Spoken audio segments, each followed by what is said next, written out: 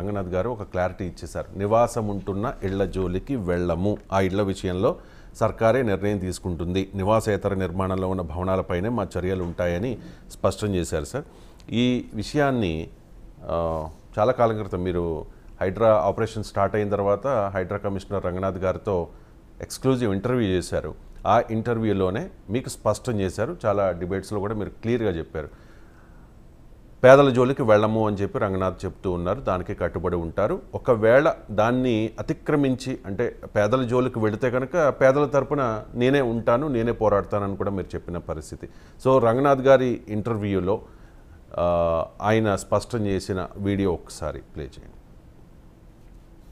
Major challenge Ranganath గారు ఏంటంటే, ఇప్పుడు ఫైన్ మీరు కూలగొట్టారు, నాగార్జునకి ప్రమాదం ఉండదు, ప్రజలు కూడా ఆనందిస్తారు బడాబాబులకు కూలగొడితే. కానీ మీకు ఎక్కడ మేజర్ ఛాలెంజ్ వస్తుందంటే, చాలా చెరువుల దగ్గర గతంలో 20 ఏళ్ల కింద, 30 ఏళ్ల కింద, 40 ఏళ్ల కింద ఎవరో ఆక్రమించుకొని బిల్డింగ్ పర్మిషన్లు తెచ్చుకొని ప్రభుత్వ మున్సిపల్ అధికారులను ఇతర అధికార వ్యవస్థలు మేనేజ్ చేసి లేఅవుట్ వేశారు. ఆ లేఅవుట్లో 40 ఏళ్ల కింద ఎవడో పాపం కష్టార్జితం పెట్టి మిడిల్ క్లాస్ వాడు కొనుక్కున్నాడు. వాడు ఇంకోరికి అమ్మాడు. అక్కడ పవర్ కనెక్షన్ ఇచ్చారు, వాటర్ కనెక్షన్ ఇచ్చారు, అన్నీ ఇచ్చారు. ఇప్పుడు వాళ్ళు ఏం చేస్తారు? ఆ పేద మధ్యతరగతి ప్రజలు ఇలా చెరువుల FTA లోపల బఫర్ జోన్లలో నాలాల పైన ఉన్న ఆస్తుల్ని ఏం చేస్తారు అనేది ఇప్పుడు చాలా మంది నుంచి వస్తున్న ప్రశ్న. Right sir. సో దీనికి చాలా సింపుల్ గా మనకి ఏంటంటే చూస్తే కోర్టు పరంగా చూస్తే కనుక FTA లో వచ్చే ప్రతి స్ట్రక్చర్ తీసేయాలని సుప్రీం కోర్టు కానీ హైకోర్ట్స్ కానీ చెప్తుంటాయి. బట్ ప్రాక్టికల్ గా చూస్తే మీరు అన్నది చాలా రైట్ వస్తుంది. ఎందుకంటే చిన్నవాళ్ళు ఉంటారు, దాంట్లో మన హ్యూమన్ యాంగిల్ కూడా చూడాల్సి వస్తుంది. పేదవాళ్ళు ఎప్పుడో కొనుక్కొని బస్తీలు వచ్చిన వాళ్ళు ఉంటారు, లేదా మిడిల్ క్లాస్ వాళ్ళు చిన్న వాళ్ళు ఏదో ఒక అపార్ట్మెంట్సో లేదా ఏదో కొనుక్కొని ఉంటారు. ఇప్పుడు 20 ఏళ్ళు 25 ఏళ్ళ నుంచి వాళ్ళు ఉండొచ్చు. వాళ్ళందరినీ డిస్టర్బ్ చేయాలనేది ప్రభుత్వం అభిమతం కానే కాదు అసలు. ఎందుకంటే అది ఎప్పటి నుంచో ఉన్నాయి. బట్ ఇప్పుడు బేసికల్గా మనం రివైవ్ చేయాలంటే కొంత మనం ఏంటంటే అట్లీస్ట్ ఈ బిగ్ విగ్స్ ఎవరైతే ఉన్నారో వాళ్ళని ముందు మీరు చేస్తే కనుక నెక్స్ట్ గ్రాడ్యుయేట్ సపోజ్ ఇప్పుడు మూసీ దగ్గర చూస్తున్నాం. మూసీ దాంట్లో ఏం చేస్తున్నారు? చాలా ఎంక్రోచ్మెంట్స్ వచ్చినప్పుడు వాళ్ళ కంపెన్సేషన్ ఇచ్చి ఎక్కడ వాళ్ళు షిఫ్ట్ చేస్తున్నారు. అంటే ఇప్పుడు మూసీని ఎంక్రోచ్మెంట్స్ తీయాలంటే కనుక వాళ్ళకు ఒక డబుల్ బెడ్రూమ్ హౌస్ ఏదో ఇచ్చి వాళ్ళకు కొంత కంపెన్సేషన్ పే చేస్తున్నారు. రేపు బహుశా ప్రభుత్వాలు ఆ విధంగా ఆలోచన చేస్తాయేమో. ఇప్పుడైతే ఒకటి ఈ ప్రోగ్రామ్ ద్వారా రంగనాథ్ దగ్గర రాడు తన బలగాలం పట్టుకునే ధైర్యం 100%. ఎందుకంటే అందరికీ ఇప్పుడు అనుమానం ఏంటంటే, ఇప్పుడు నేను నవ్వుతూ చెప్తున్నా, మా కమ్యూనిటీకి మీరు ఇప్పుడు వచ్చారు కదా, మాట్లాడుతున్నారు ఏంటి మనది కూడా ఏమైనా కూల్చారా అని. అంటే నవ్వుతూ జనాలు ఇప్పుడు అందరికి కావాల్సింది అంటే ఇలా పేద మధ్యతరగతి ప్రజలు తెలుసో తెలియకో, అఫ్కోర్స్ చట్టం తెలియకపోయినా శిక్ష అనుభవించాల్సిందే, కానీ బట్ ఒక మానవీయ కోణంతో ఉంటారు. హైడ్రా వాళ్ళ జోలికి ఇప్పుడైతే రాదు. 100%.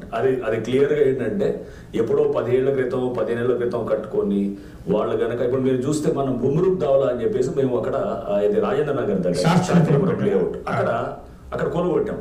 అక్కడ చేస్తే డిమాలిష్ చేసినప్పుడు చాలా బిల్డింగ్స్ ఉన్నాయి అక్కడ, దాంట్లో జనాలు ఉన్నారు, అవి కొనుగొట్టలేదే, అవి కూడా అనాథరైజ్డే. పక్కన ఏదైతే అప్కమింగ్ స్ట్రక్చర్స్ ఉన్నాయో అంటే కొడుతున్నారో వాటి పర్మిషన్ లేకపోయినా మీరు వాటిని ముట్టుకోలేదు. పర్మిషన్ లేకుండా కానీ ముట్టుకోలేదు. ఎందుకంటే అది ఎప్పుడో వాళ్ళు 10 ఏళ్ళ నుంచో 15 ఏళ్ళ నుంచి ఉన్నారు అంటే కొంత విచక్షణ చూపెట్టండి. ఎగ్జాక్ట్లీ. సో అక్కడ హ్యూమన్ యాంగిల్ చూపించాల్సిన అవసరం ఉంది, ప్రాక్టికాలిటీ అనేది చూడాలి. ఎందుకంటే పబ్లిక్ ని తీసుకెళ్ళి అన్ని కొనుక్కొట్టి చెరువులో ఒకటి ఉంటే కనుక జనాలు ఏమవ్వాలి, సో అది కూడా ఆలోచన చేస్తాయి.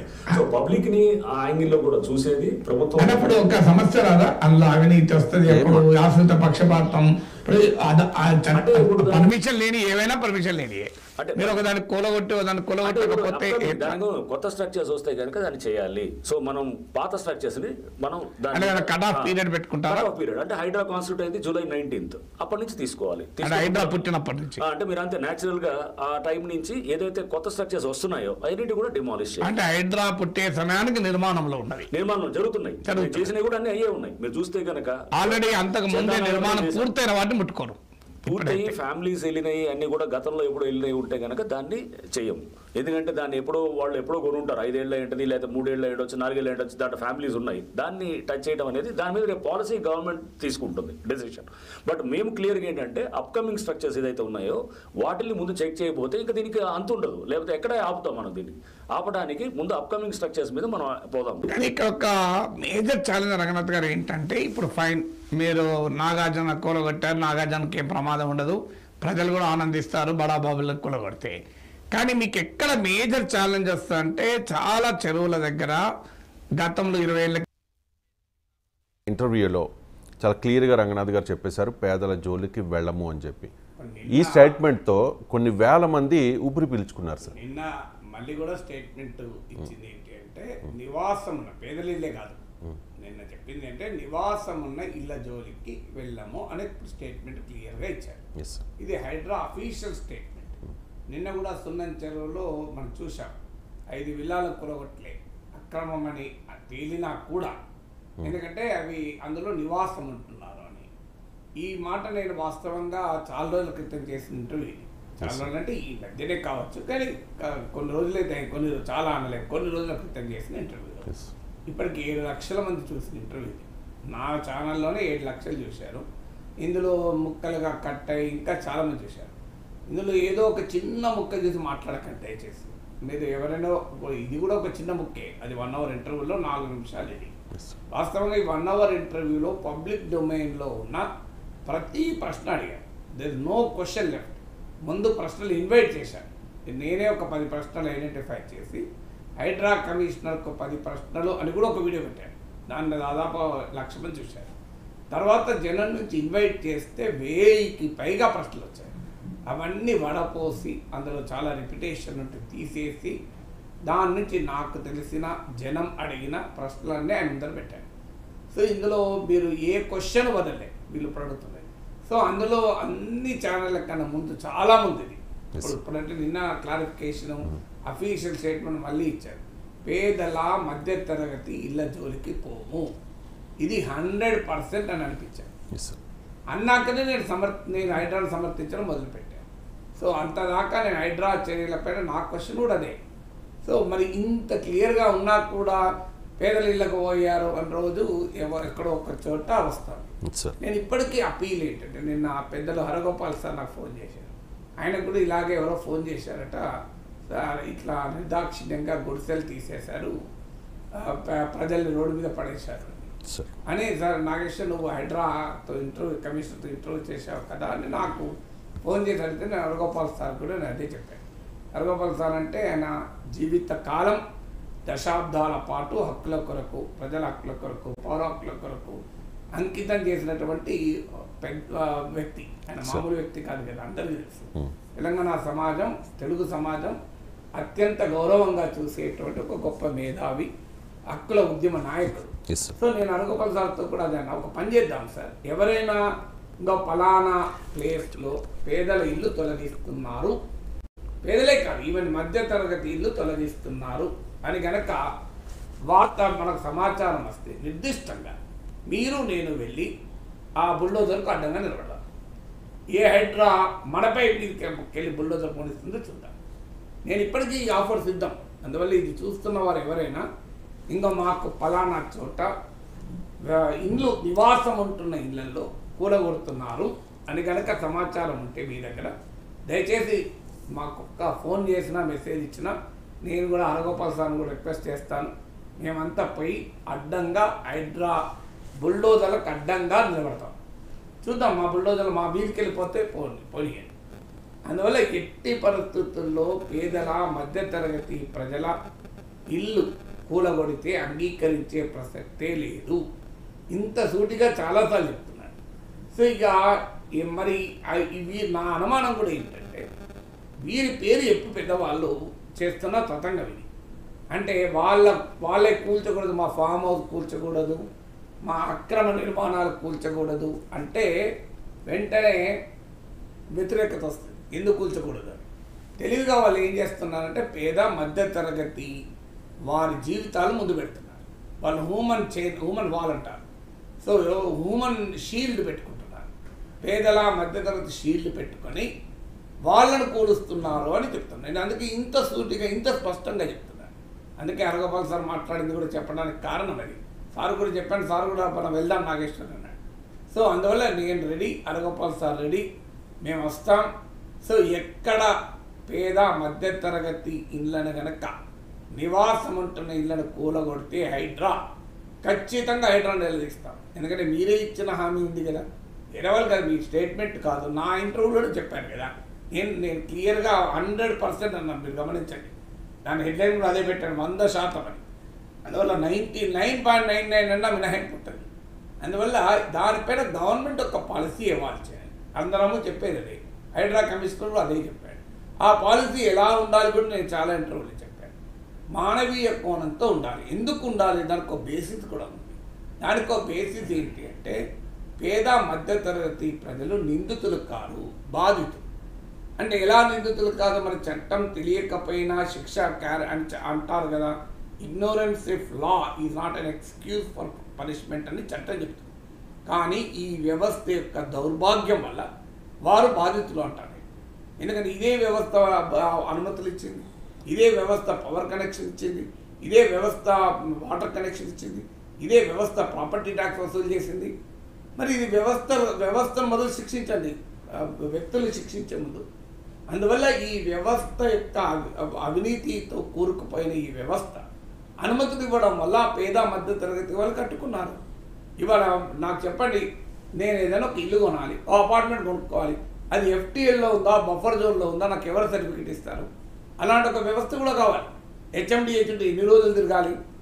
అందువల్ల ప్రభుత్వానికి నా సూచన ఏంటంటే, ఏదైనా హైదరాబాద్ నగరంలో ఇల్లు కట్టుకోవాలనుకున్న వాళ్ళు మీ సేవా కేంద్రంలో ఒక 10 రూపాయలు, ఎక్కువ కూడా అవుతుంది, 10 రూపాయలు చెల్లించి లేదా ఒక 25 రూపాయలు చెల్లించి ఫీజు కడితే HMDA క్లియర్గా సర్టిఫికెట్ ఇవ్వాలి.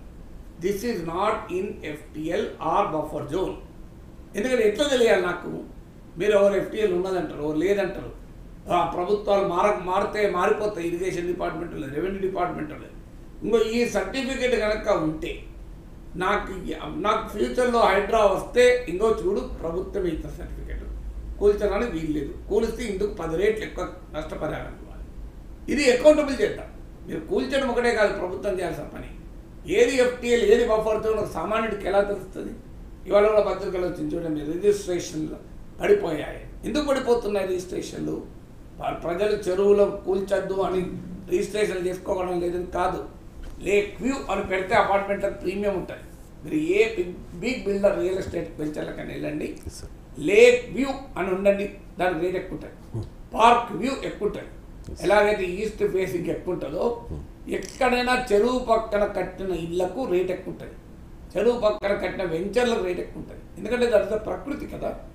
అందువల్ల ఈవెన్ సైకాలజీ స్టడీ చెప్తున్నాయి, చెరువును మానసిక ఉల్లాసం కావాలి, డిప్రెషన్ యాంగ్జైటీ నుంచి బయటపడాలంటే నేచర్కు ఎక్స్పోజ్ కావాలి. ఓ చెరువు, ఆ చెట్లు, ప్రకృతి. అందువల్ల దానికి రేట్ ఎక్కువ ఉంటుంది.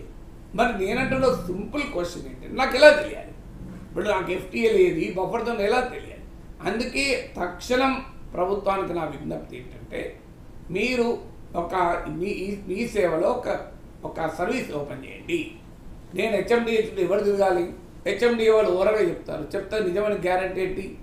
ఇవాళ ఉన్న అధికారము అది FTL కాదంటాడు, రేపొచ్చిన అధికారం మళ్ళీ FTL అంటాడు. ఎవరు భరించాలండి ఇది? నేను ఇప్పుడు ఎలాగైతే ఎన్కంబరెన్స్ సర్టిఫికేట్ ఉంటుంది EC అని, ఆ ల్యాండ్ ఓనర్ ఎవరు అని, ఏ ల్యాండ్ అయినా మీ ల్యాండ్ కూడా నేను కావాలంటే EC తీసుకోవచ్చు. నా ల్యాండ్ మీద నేను EC తీసుకోవాల్సిన అవసరం లేదు. ఇక నేను ల్యాండ్ కొనాలి అంటే మీ సేవలు అప్లై చేస్తే నాకు ఆ ల్యాండ్ ఓనర్లు ఎవరు అని ఎన్కంబరెన్స్ సర్టిఫికేట్ వస్తుంది. అలాగే FTL బఫర్ జోన్ సర్టిఫికేట్ కావాలి, ఇవ్వాలి ప్రభుత్వం. నిజంగా వారం తీసుకోండి, మీరు వెరిఫై చేయండి. మాకు ఆ సర్టిఫికేట్ ఇస్తే మాత్రం బాధ్యత వ్యక్తిది కాదు, ప్రభుత్వం. సో ఈ ఫెసిలిటీ అర్జెంటుగా స్టార్ట్ కావాలి, లేకపోతే మీకు రిజిస్ట్రేషన్ ఇంకా పడిపోతాయి. ఎందుకంటే జనానికి భయం ఉంటుంది కదా, నేను కొంటున్నది FTL బఫర్ జోన్ అని, ఏ చెరువు ఎక్కడ అక్కడితో నాకు తెలియదు. నేను హైడ్రా వచ్చాక నాకే భయం వేసింది. నేనుంటున్న అపార్ట్మెంట్ కూడా FTL, ఎందుకంటే ఆయన మల్కన్ చెరువుకు దగ్గరలో ఉంటుంది. దగ్గర అంటే చాలా దూరం ఉంటుంది, రోడ్డు కట్ సైడ్. ఇది ఉంటే నాకే డౌట్ వచ్చింది, అరే ఇదేమన్నా మరి ఆ మల్కన్ చెరువు ఇక్కడ వస్తుందా అని. సో ఎవరికైనా మధ్యలో పెద్ద బ్రిడ్జ్ ఉంది, పెద్ద ఫ్లైఓవర్ ఉంది, అయినా కూడా డౌట్ వచ్చింది. అందువల్ల ఎవరికైనా ఈ అనుమానం ఉంటుంది కదా. ఈ అనుమానం పోవాలంటే ఎన్కంబరెన్స్ సర్టిఫికేట్ లాగా FTL certificate, buffer zone certificate ఇవ్వాలి. లేదా ప్రభుత్వాన్ని బాధ్యత కూల్చడమే కాదు కదా. సో అందువల్ల మనము ఏది కావాలో అడుగుదాం. పేద మధ్యతరగతి ప్రజలకు ఏ రక్షణ కావాలి, విల్ డిమాండ్. కానీ పేదల మధ్యతరగతిని చూపెట్టి బడాబాబులు ఆక్రమించుకున్న ఆక్రమణలను మనం సమర్థించకూడదు. అన్ఫార్చునేట్లీ రాజకీయ వ్యవస్థ కూడా దేనికి దోహదం చేయాలి? మీరు ఎటువైపు ఉంటారు? మీరు పేద మధ్యతరగతి ప్రజలు ఎందుకు ఇదంటే దీనికి ఒక కాన్సెప్ట్ కూడా ఉంది. వీటిని చెరువులు, పార్కులు, ప్రభుత్వ భూములు, వీటిని కామన్ ప్రాపర్టీ రిసోర్సెస్ అంటారు. ఇవాళ ఒక ఫామ్ హౌస్ ఉన్నవాడికి సొంతగా బ్యూటిఫుల్ గార్డెన్ ఉంటుంది, ఒక పెద్ద ఇండిపెండెంట్ హౌస్ ఉన్నవారికి, లేదా ఒక విల్లాస్ ఉన్నవారికి ఒక గార్డెన్ ఉంటుంది, లంగ్ స్పేస్ అంటారు. సాయంత్రం వెళ్తే ఆడ గాలి పీల్చుకోవాలి. ఒక 100 అడుగుల ల్యాండ్లో చిన్న ఇల్లు కట్టుకున్న వాడికి నీకు గాలి పిలవాలంటే ఎక్కడికి పోవాలండి? సో నీకు మీలాగా ఫామ్ హౌస్లు ఉన్నాయా? మీలాగా ఇంటి చుట్టూ గార్డెన్ ఉందా? ఎక్కడికి పోతాడు? ఓ పబ్లిక్ పార్క్కు పోతాడు. ఆ పబ్లిక్ పార్క్ పై గాలి పీలుస్తాడు. ఒక చెరువు దగ్గరకు పోయి సెలవు తీసుకుంటాడు. మీరు పెద్ద పెద్ద ఫామ్ హౌస్లో పాండ్స్ ఉంటాయి, స్విమ్మింగ్ పూల్స్ ఉంటాయి. మీకేమో సొంత పాండ్స్, స్విమ్మింగ్ పూల్స్ ఉంటాయి కనుక మీరు ఎంజాయ్ చేస్తారు. మరి పేదవాడు ఎక్కడ ఎంజాయ్ చేయాలి? పేదవాడు స్విమ్మింగ్ చేయాలంటే ఎక్కడికి పోవాలి? పేదవాడు ఒక ప్రశాంతంగా వాతావరణం గడపాలంటే ఎక్కడికి పోవాలి? ఒక పేదవాడు కానీ మధ్యతరగతి వాడు ఒక చెరువు పక్కన పోయి ఆ చెరువు కనుక కలుషితం కాకపోతే, దుర్గంధం కాకపోతే ఆ చెరువు పక్కన కూర్చొని కొద్దిగా సెదరించుకుంటాడు. ఆ చెరువు కనుక మీరు బ్యూటిఫై చేసి చుట్టూ ఒక పార్క్ పెడితే, అందుకే వీటి కామన్ ప్రాపర్టీ రిసోర్సెస్ అంటారు. ఆ చెరువు చుట్టూ వాకింగ్ చేస్తాడు. నీకంటే పెద్ద ఇల్లు నువ్వు ఇంటి చుట్టూ వాకింగ్ చేసుకుంటావు, నీకు ఫామ్ హౌస్లో వాకింగ్ చేసుకుంటావు, నీకున్న పెద్ద కమ్యూనిటీలో, గేటెడ్ కమ్యూనిటీలో వాకింగ్ చేసుకుంటావు. పేదవాడు ఎక్కడ వాకింగ్ చేసుకోవాలి? ఒక 100 గజాలు 200 గజాల ఇల్లున్న వ్యక్తి రోడ్డు మీద వాకింగ్ చేస్తే కాలుష్యం ఉంటుంది, ఏ వాహనం ఎప్పుడొస్తో కొట్టదు. మరి ఏం చేయాలి? అక్కడ పబ్లిక్ పార్కో లేకుంటే ఒక చెరువు చుట్టూ ఉన్నటువంటి బండి పైన వాకింగ్ చేస్తాడు. సాయంత్రం పూట చెరువు దగ్గర పోయి ఇంత పిల్లలు తీసుకుపోయి ఆడించుకుంటాడు. వీటినే కామన్ ప్రాపర్టీ రిసోర్సెస్ అంటారు. ఈ కామన్ ప్రాపర్టీ రిసోర్సెస్ ప్రజల ఆస్తులు. వీటిని కాపాడడం ద్వారా పేద మధ్యతరగతి ప్రజల ప్రయోజనాలు కాపాడినట్టు. గ్రౌండ్ వాటర్ ఇవాళ డబ్బున్నవాడు 1000 అడుగుల వరకు కూడా బోర్వెల్ వేస్తాడు, 1500 అడుగులు బోర్వెల్ వేస్తాడు, అయితే వాటర్ పైకి లాగుతాడు. మీరు పెద్ద పెద్ద వెంచర్లు చూడండి, పెద్ద పెద్ద అపార్ట్మెంట్ కాంప్లెక్స్లు చూడండి, ఒక 5 బోర్లు వేసి పడేసి మొత్తం భూగర్భంలో నీళ్ళంతా లాగిపడేస్తాడు. కానీ ఒక 100 గజాల ఇంట్లో, 200 గజాల ఇంట్లో ఉన్న ఒక మిడిల్ క్లాస్ పర్సన్, ఒక గుడిసెలో ఉన్న పేదవాడు బోర్ వేసుకోగలడా? పేదవాడైతే బోరు కూడా వేసుకోలేడు. పోనీ 200 గజాల ఇంట్లో ఉన్నవాడు బోర్ వేసుకోగలుగుతాడు. ఎక్కడ దాకా వేసుకోగలుగుతాడు? 500 వేసుకోగలుగుతాడు, 1500 వేసుకోగలడా? 4 బోర్లు వేసుకోగలడా? 4 బోర్లు వేసుకునే ప్లేస్ ఉంటుందా? మీకు ఇక్కడ వీళ్ళకి ఎవరికి కావాలి? వాళ్ళకి ఏం కావాలి? వాళ్ళకు భూగర్భ జలాలు పైకి ఉంటే ఒక 200 300 వేసుకుంటే నీళ్ళు వస్తాయి. ఇవాళ 1000 అడుగులో నీళ్ళు వేసుకుంటే మిడిల్ క్లాస్ ప్రాబ్లం అంటే పవర్ బిల్ కూడా పెరుగుతుంది. ఇప్పుడు బోర్వెల్ వేయడానికి ఖర్చు ఒకటే కాదు, 1500 అడుగుల లోతును బోర్ వేసుకొని వాటర్ తీయాలంటే రోజు ఎంత పవర్ బిల్ కట్టాల్సి వస్తుంది. అంటే పేదవాడికి భూగర్భ జలాలు పెరగడం మధ్యతరగతి ప్రయోజనాలు, పేదవాడి ప్రయోజనాలు. ఎందుకంటే ఒక 200 అడుగుల్లో నీళ్ళు వస్తే నీకు ఎంత హాయిగా ఉంటుంది. మరి భూగర్భంలో ఎలా పెరుగుతాయి? చెరువులు పెరుగుతాయి, పార్కులు పెరుగుతాయి, గ్రీనరీ పెరుగుతుంది. భూమి ఎక్కడికక్కడికి వాటర్ ఇంకే ప్రదేశాలు, ఓపెన్ ప్లేసెస్ ఉంటే పెరుగుతుంది. అందువల్ల మేము ఎందుకు సమర్థిస్తున్నాను? రీజనింగ్ ఉంది. ప్రభుత్వం ఏం చేస్తుంది, ముఖ్యమంత్రులు ఏం చేస్తున్నారు, ఎవరు రాజకీయాలని మాకు అనవసరం. ఈ కామన్ ప్రాపర్టీ రిసోర్సెస్ను కాపాడడం ద్వారా పూర్ అండ్ మిడిల్ క్లాస్ ప్రయోజనాలు నిలబడతాయి. పూర్ అండ్ మిడిల్ క్లాస్ ప్రయోజనాలు నిలబడాలి అంటే కామన్ ప్రాపర్టీ రిసోర్సెస్ కాపాడాలి. అది భూగర్భ జలాలు కావచ్చు, అది చెరువు కావచ్చు, అది పార్క్ కావచ్చు, అది ఓపెన్ ప్లేస్ కావచ్చు. సో మీకు డబ్బున్నవాడు తన బిడ్డను తీసుకుపోయి స్పోర్ట్స్ అకాడమీలో చేర్పిస్తాడు, ట్రైన్ చేసుకుంటాడు. పేదవాడు క్రికెట్ ఎక్కడ ఆడాలి? పేదవాడు ఫుట్బాల్ ఎక్కడ ఆడాలి? మధ్యతరగతి బిడ్డ ఎక్కడ ఆడాలి ఫుట్బాల్ పై? అందుకే చూడండి, మీరు చిన్న లేన్లలో క్రికెట్ ఆడుకుంటారు పేదలు పాపం. అదే వాళ్ళకు ఒక గవర్నమెంట్ ల్యాండ్ ఉంటే, ఓపెన్ స్పేస్ ఉంటే వాడు ఆడుకుంటాడు. మరి సామాన్యుడికి అయితే ఎక్కడికైనా పోతాడు, డబ్బున్న సాడుకు. పేదవాడు ఎక్కడికి పోవాలి? అందువల్ల వాటిని కాపాడాలి అంటారు. రీజన్ లేకుండా కాపాడాలంటలేదు. సో కామన్ ప్రాపర్టీ రిసోర్సెస్ అంటే ఇవి ప్రజలందరి సొత్తు. ఆ ప్రజలందరి సొత్తు కొంతమంది అక్రమార్కుల చేతుల్లోకి వెళ్ళిపోతే దాన్ని తీసేయాలంటే నాలాంటి మీద మామూలు దాడి కాదు. నన్ను తను కొడతామని బెదిరించిన వింటాను. నాకు అర్థం కాదు. మేము కాదా పేదల మధ్య ప్రయోజనాలు నిలబడేది. ఇవాళ అందరికన్నా ముందు హైడ్రా కమిషనర్ ఇంటర్వ్యూ చేసి ఆయనతో 100% పేద మధ్యతరగతి ఇళ్ళ జోలికి రాము అని అనిపించాం.